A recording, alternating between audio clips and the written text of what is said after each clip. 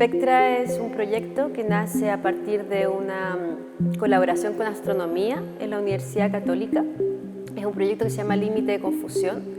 El concepto de límite de confusión tiene que ver que cuando hay telescopios que captan mucha información en el cielo, lo que sucede en el fondo es que hay que elegir más o menos qué es lo que se va a estudiar, ¿no? Y dentro de ese como elegir, ¿cierto? Porque hay demasiada información, encontramos una analogía o un paralelo con las artes visuales, ¿no? También en el tiempo de formación, sobre todo de los estudiantes, de las estudiantes, tienen que elegir hacia dónde va como su camino, o incluso ya cuando uno es artista, ¿no? Tiene que elegir más o menos qué es lo que va a trabajar. Entonces, dentro de todo el universo de las artes visuales, hay siempre una lección, y dentro de todo el universo de la astronomía y de la observación del cielo también hay una lección específica. Nosotros estuvimos observando en el Observatorio Santa Martina y estuvimos trabajando con Gaspar Galaz, Felipe Berríos y Ricardo Vega y un equipo de estudiantes, Pascal Torres, Diego Silva y Florencia Varela y Pilar. Y bueno, y una de las cosas importantes que surgió acá fue en el fondo varias conversaciones en torno a lo que sucedía en el cielo. Y Spectra nace de una de esas conversaciones a través de los sistemas binarios de estrellas. ¿Ya? Los sistemas binarios de estrellas son sistemas en donde hay dos estrellas o más y hay una atracción gravitacional por un centro de masa.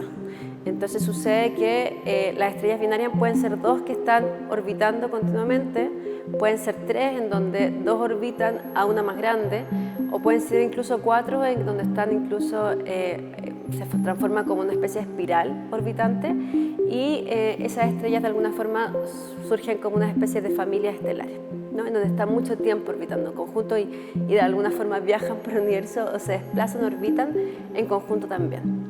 Entonces, Spectra contempla 8 frascos de vidrio en donde contienen té de hierba en su interior, y estos colores de hierba, que son rosa mosqueta, boldo, menta, son amplificados con unas luces cenitales y se genera una especie de forma circular por el mismo frasco y por el agua, como una especie de lupa, en donde que es muy similar de hecho a la categorización estelar.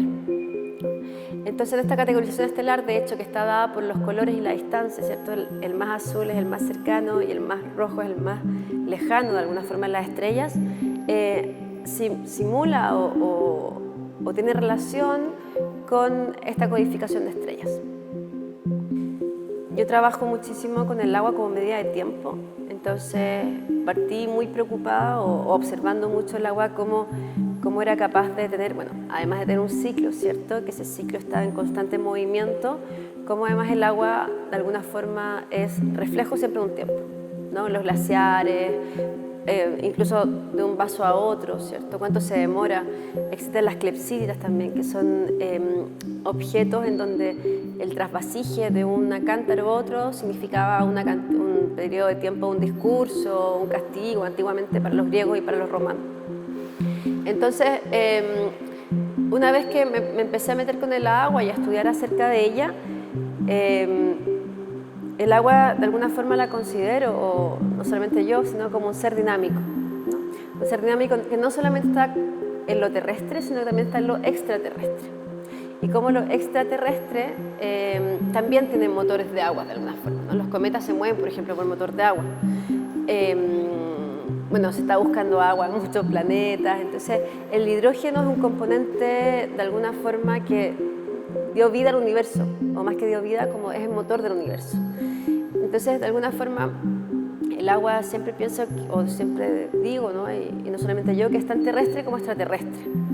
Entonces, hay una similitud en mi trabajo siempre con la astronomía, hay una búsqueda astronómica, porque bueno, me fascina el universo, por un lado, y por otro lado también, de alguna forma, estar como sujeta a la obra o estar pensando en los elementos y sobre todo los elementos naturales, tiene otra temporalidad que el ser humano, ¿no? O sea, podemos hablar del agua con una cantidad de tiempo que es infinita del ser humano, ¿no? O sea, entonces siento que los elementos como el agua, la lava, los volcanes, por ejemplo, tienen una temporalidad planetaria y universal. Entonces, cuando del planetario nos pasamos al universo, ¿cierto? Podemos empezar a encontrar a los cometas, por ejemplo, que tienen, ¿cierto?, un gran ciclo de, no sé, el Halley tiene 72 años de ciclo, y ese cometa Halley está impulsado por motor de agua, o sea, es puro hielo, ¿no?, que en su fricción y cuando va más cercano al Sol viaja más rápido porque tiene mayor derretimiento de hielo.